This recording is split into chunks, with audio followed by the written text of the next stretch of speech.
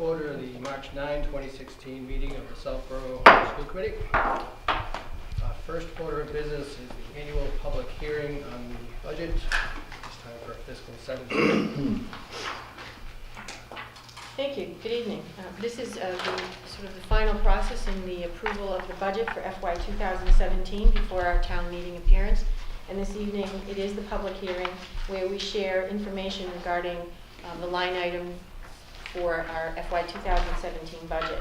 I'd like to begin by saying the Southborough Public Schools has identified its priorities for the FY 2017 budget.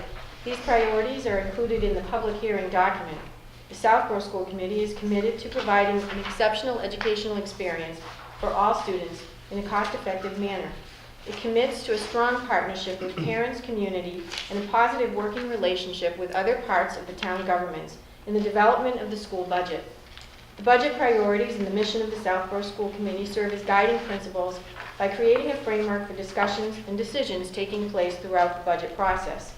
The FY 2017 budget was voted and approved by the Southborough School Committee at its March 9, 2016 meeting.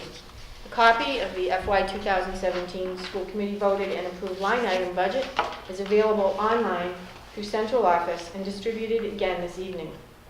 I will be providing a summary of each of the budget subcategories by function code as part of this evening's public hearing process. Function 1000, District Leadership and Administration. The Southborough share of School Committee, Superintendent in Office, Assistant Superintendent and Office, District-wide Administration, Finance and Administrative Services, Personnel, Legal Services, Administrative Technology. $562,326. Function 2000, Instructional Services. Supervision, Principal's Office, Building, Technology, Teacher Salaries, Teacher Specialist Salaries, Instructional Technology, Technology Specialist, Substitutes, Librarian Media Salaries, Professional Development, Textbooks, Instructional Materials, Instructional Equipment, General Supplies, Instructional Services, Classroom Instructional Technology, Instructional Software and Guidance Services, $10,353,163. Function 3000, Other Student Services, includes attendance services, health services, transportation, cafeteria services, student activities and athletics, $785,917.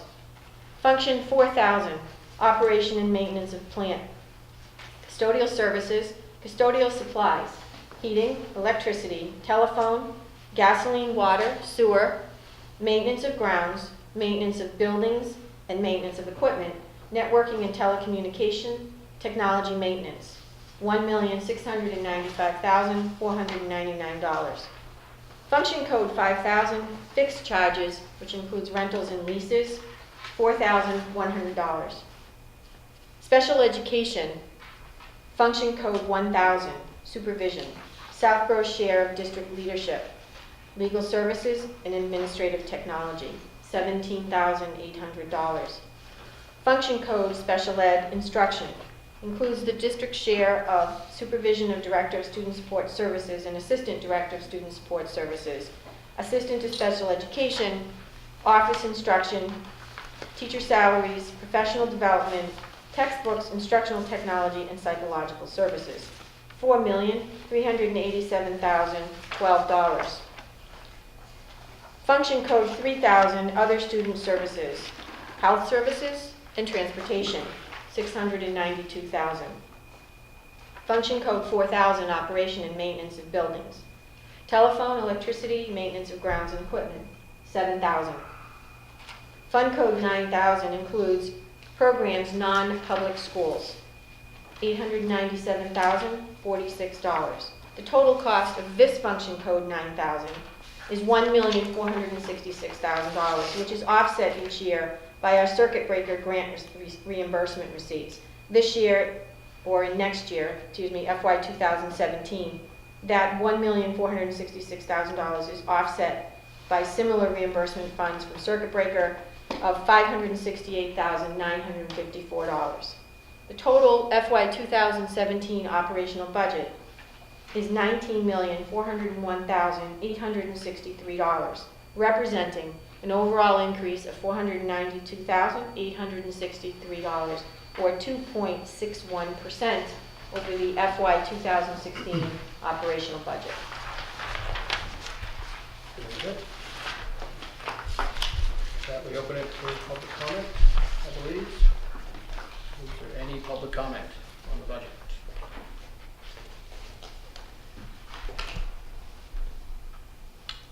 Okay then. I guess that's it for our public hearing, right? Yeah. With that, I will close the public hearing and we'll go into our regular monthly meeting, which starts with audience sharing. Is there any audience sharing? Okay then, we'll move into new business. And I believe there is none at this time. So we'll go on to old business, first which is legislative update.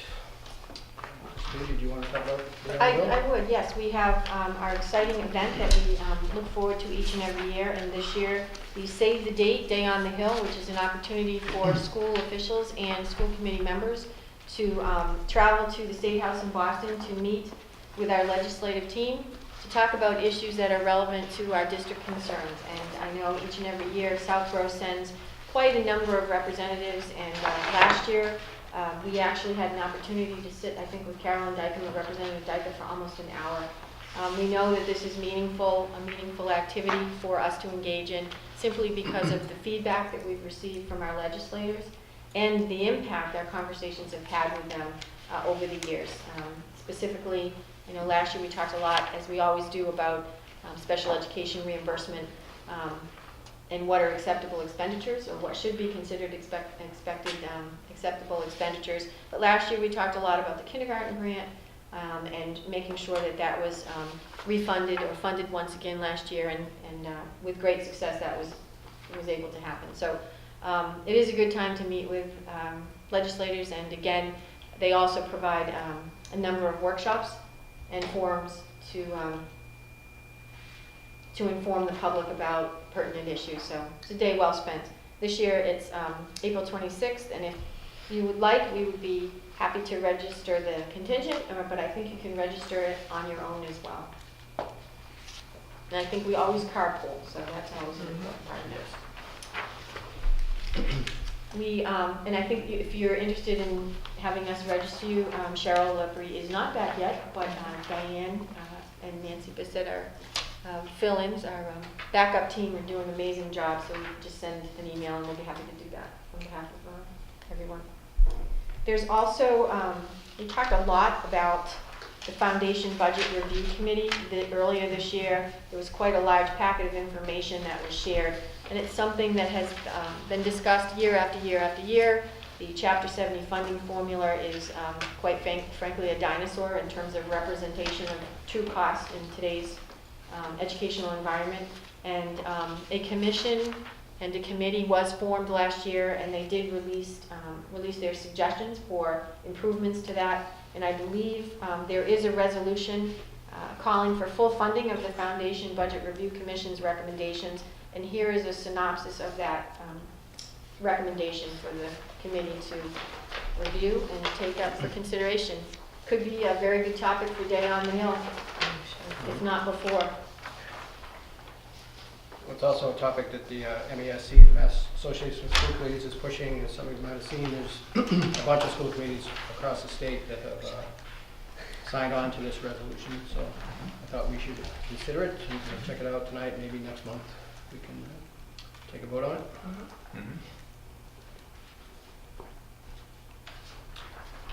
We actually will be meeting before the Day on the Hill. So Yeah. might even be able to hand carry a letter. Speaking of letters, I got one today from Carol Dyken's office, letting us know that she has signed on to a request for an increase in the minimum aid increment for Chapter 70 education funding formula. There's a whole bunch of representatives sent a letter to Chairman of the Ways and Means, the Senate, and the House Chairman of the Ways and Means, encouraging them to increase this from $20 to $50 per pupil, which would be nice. So that was good to see. I think another example of our efforts in speaking to Carolyn, paying off. So Anything else? Not for old business. That brings us to the superintendent's report to the committee, starting with the fiscal 16 budget. Before we begin this section of the agenda, I do feel that it's important to share an update in terms of the situation that has taken place within our district. It's just about a week ago that I sent out a one call to all the district users, and certainly there was some information in the press, and as we know, sometimes they get it right and sometimes they don't. But there was a lot of information that was shared. And at that time, I did send, I think it was March 3rd, a letter to all the district users, and I did commit to providing information as that information became available. So I'd like to just take a minute to address a couple of things that I'm able to share. At this point, it is still very much an active investigation. Before this meeting, I was on the phone again with the DA's office.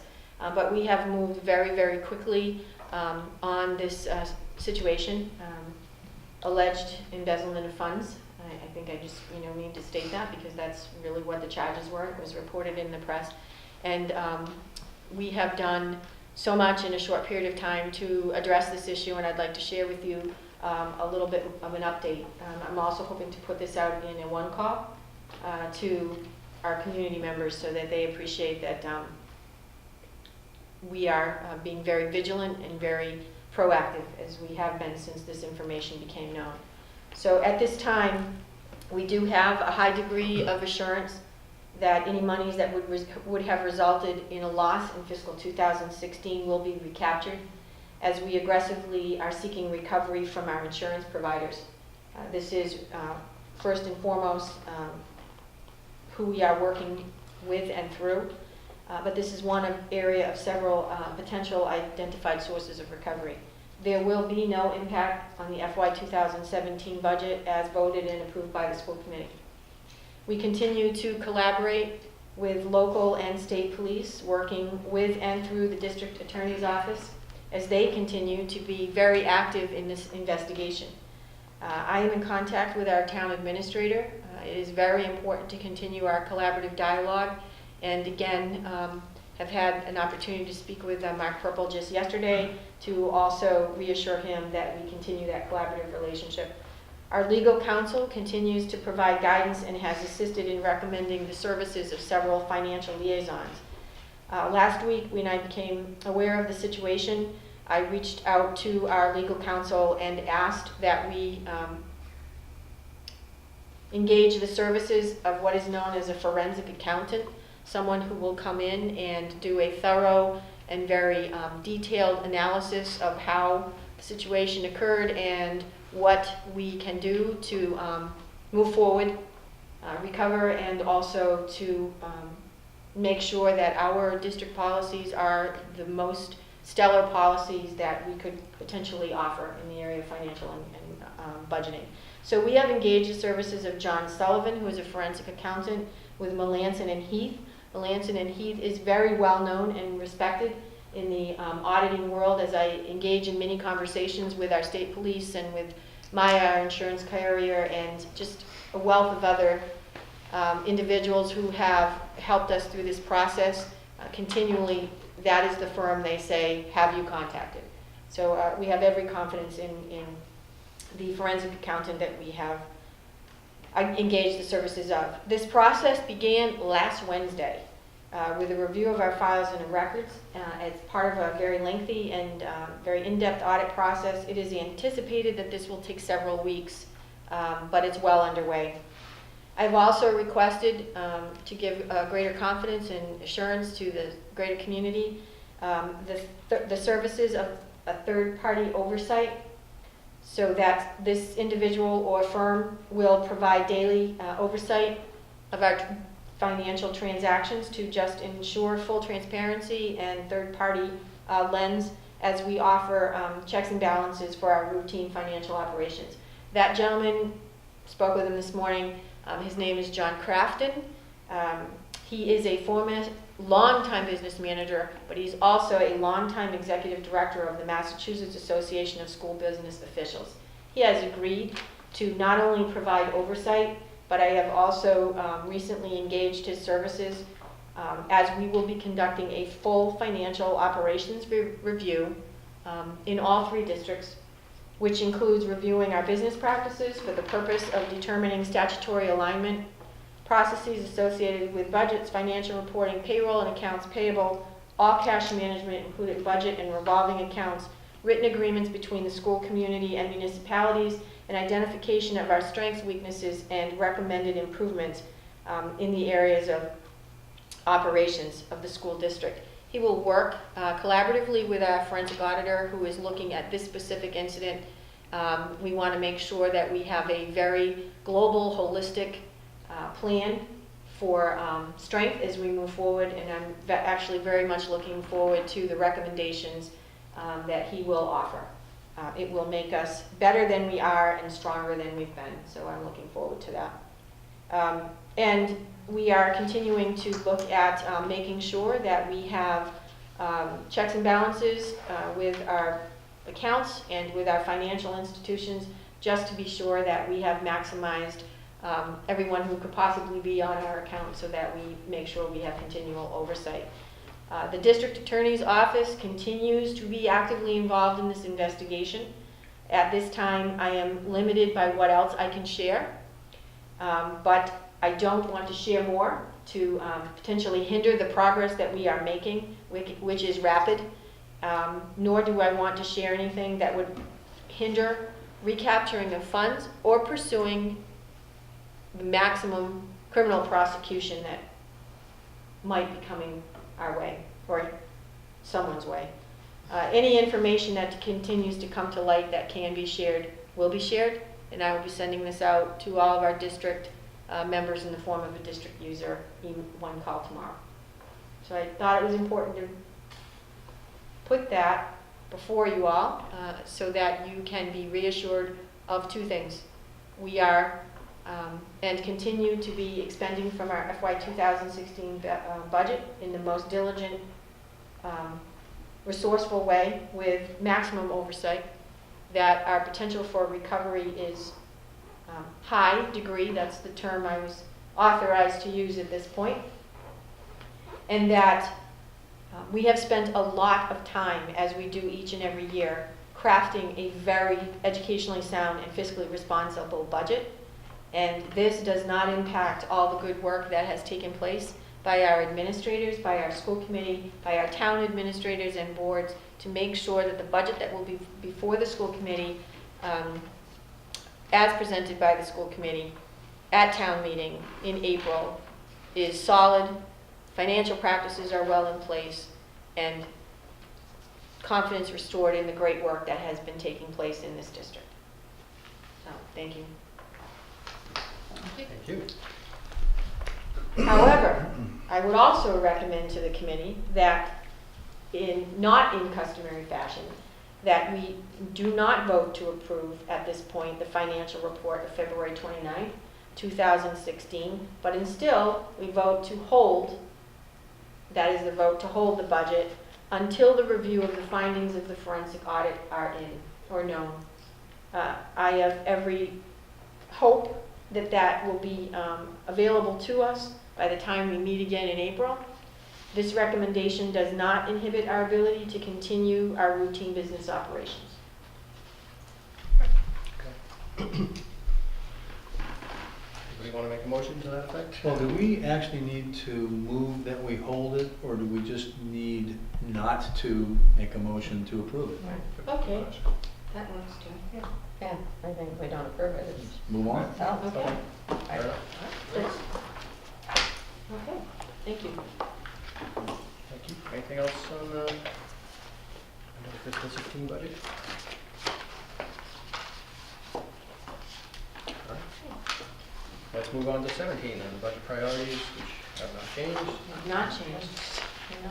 Budget calendar, probably has changed a little bit. Just a little. We did not meet with financial advisory this week, and so that's changed to our calendar.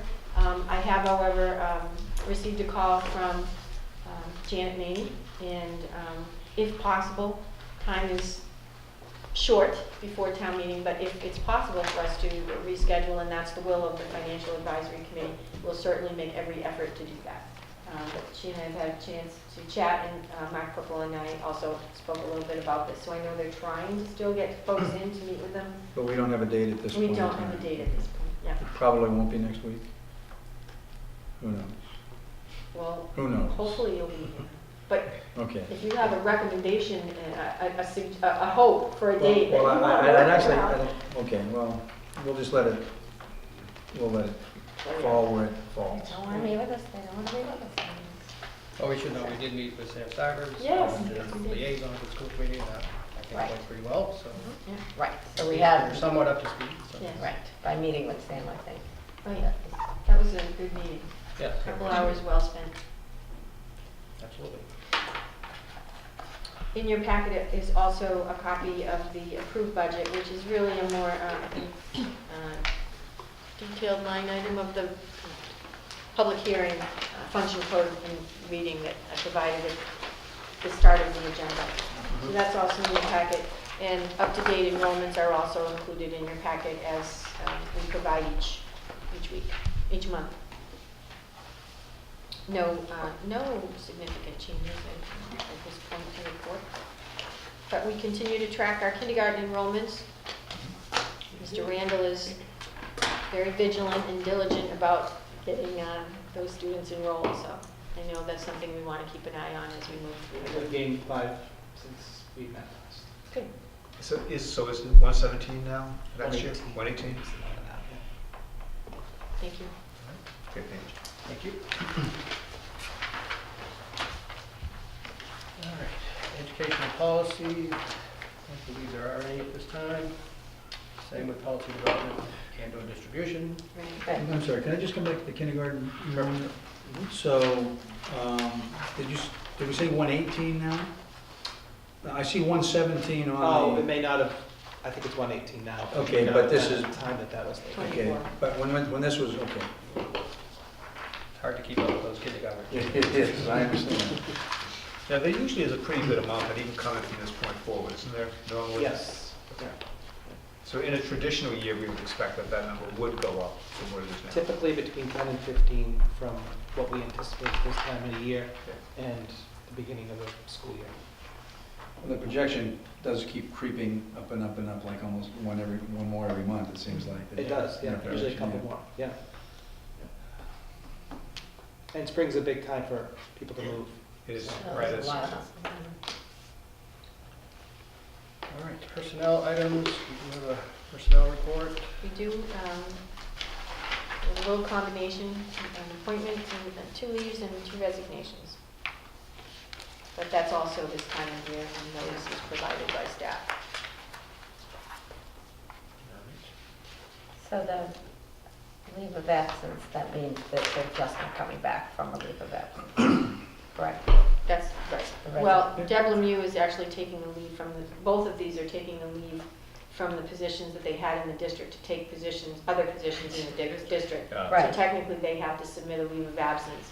And this just gives them an opportunity to return to those positions if they so desire by contract. So we have to so note those. But both of them are still with us. Right, but Right. the actual resignation at the Right. bottom is somebody who is on a leave They of are not absence and They're not. has decided not to Right. return from their leave of absence. Right. Gotcha. May I ask for just a little expanded definition of what an inclusion facilitator? Well, we're lucky Marie Allen's here.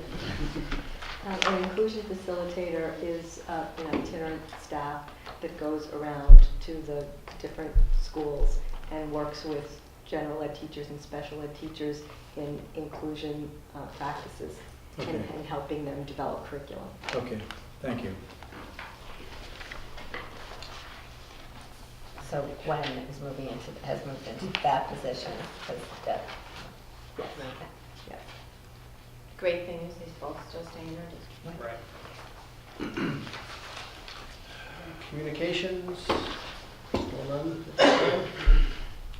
Actually, I do have the district doings for February, and I particularly want to distribute them to give and just make note.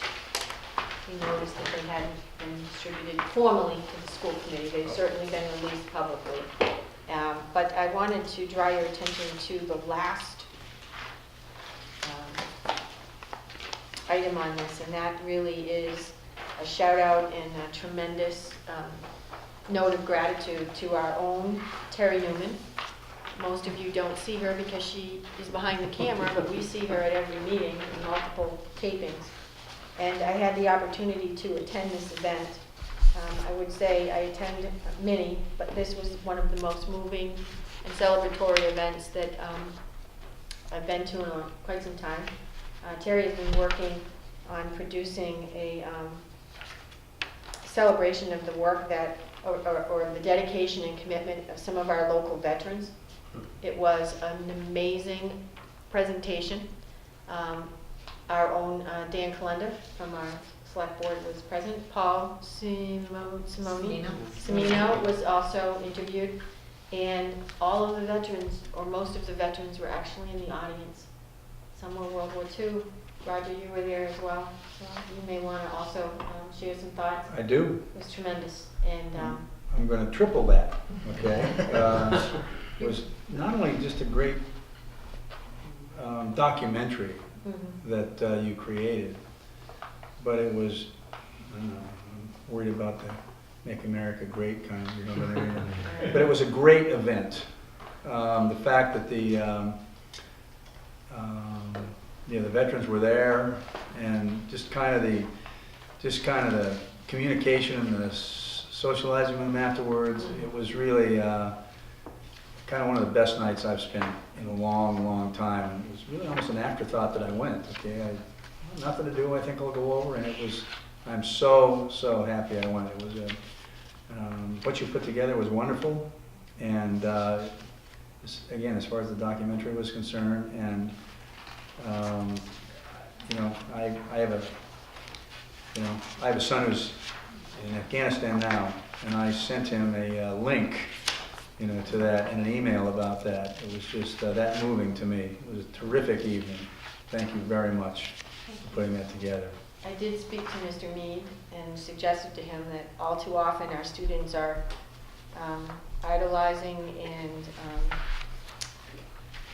identifying heroes by who they see in movies and on the news and on the sports fields, and that may be completely appropriate, but it's wonderful to be able to recognize and appreciate that the heroes are truly the people who live next door to us, and Very we true. don't always make note of that. So to have this part of our U.S. history experience, and to get to know that heroes are alive and well, and we need to give them a thank you for your service, or anyone in public service, is just really what it's about. So thank you for making that happen. Very good. Sorry I missed that. But you can catch it on YouTube because Yes. the link is in the The description. link is there, and I highly recommend it. The link is there. Yep, I'm done. Mr. Martin was handing me things. Well, you know what? Why don't you share that out? Because I think you're going to be taking care of that this week. So this Monday, we have our second keynote speaker series. We have Mr. Alan November, who is a renowned technology specialist, who will be doing a keynote speech for the community at 7 o'clock at the Black Box Theater at Algonquin. And the topic of his keynote is Successful Parenting to Launch Your Child into the Digital World. So we're looking forward to that event, and community members are welcome to attend, and it is a free event. That's, yeah, earlier in the day. Is- So, yeah.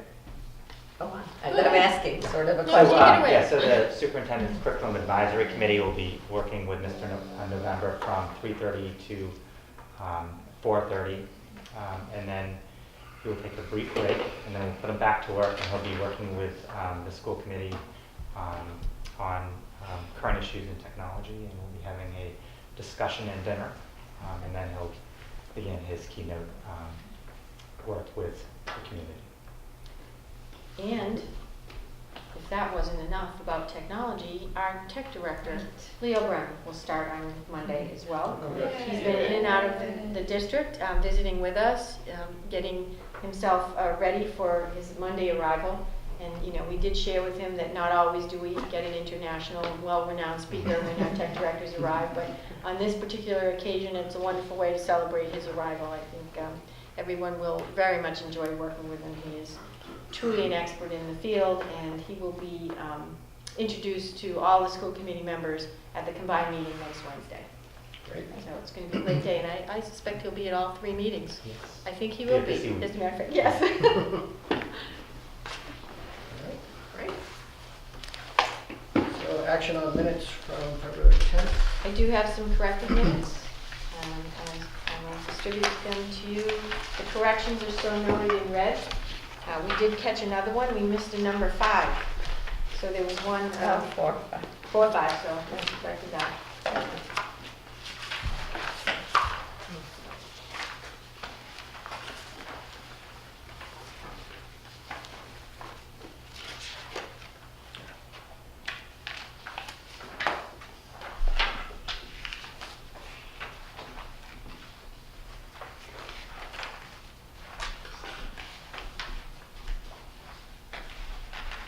I just do like to give a shout out and great job to Diane Jeevis. She is pinch hitting as Cheryl Upry is out, and she enjoys taking minutes. And she's doing a masterful job, and they keep her on doing just that. And so if you notice that they look a little bit defined or detailed, we're so thrilled. And I think Cheryl will continue to do just that, but she has so many things on her plate, and Diane actually loves taking minutes. So That's what she told me. she She did, didn't likes she? to watch the meetings over and over. She does. And she recognizes some of the, you know, people out in the world now, and they come up to her and say, great job, so she's actually enjoying it. We hope it lasts a long time, that enjoyment factor, but we're happy to have her do that. Hope she gets that in the minutes this time. Yes. She is doing a great job. Diane, Yes. put that in there. Great job. It was purposeful, so she'll continue to do it, actually. I just want to put that in there. All right, so we have a motion on the minutes. I move to approve the minutes of Wednesday, February 10th, 2016, Southborough School Committee open meeting, As amended? as amended. Second. All right. Any discussion? All in favor? It's unanimous. Thank you. All right, bills and payrolls. I'm sure we have some. And agenda items for next month. Congratulations, the budget has been passed. I think that's probably a good agenda item. Recap of the town meeting, we always seem to add. And probably, actually, I note that we changed the date, right, for Southborough in April because of town meeting, so it will be a recap of Day on the Hill. I thought we were Yeah, going why is before. it 27th? I didn't think that's our day. I think had it in my that's calendar wrong. as the 13th. I think it's the 13th. I don't think we changed it. Because I think that's the regional day. Okay, Because they always go the week after. I think the date's just wrong in there. everybody pulls out their phone and just start looking. Yeah, we should be good on the 13th. I Okay, think we're good. fine on the 13th. So, Then I amend town my meeting's the comment. 11th? Town meeting's Town the meeting's 11th. Yes. And Thank you. it Yeah, and the actually, 27th is the regional. potentially skips Wednesday, right? It's not gonna go that long, way. Because you go Tuesday and then you skip a day and then you go Thursday, but it really never gets that extended. Right, right, Okay, right. so that's a good, that So it is is a the good day. So it's April 13th. 13th. That was town meeting last year. I think that might be region because It is regional.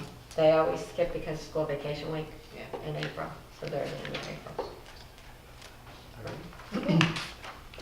Any other agenda items for next month?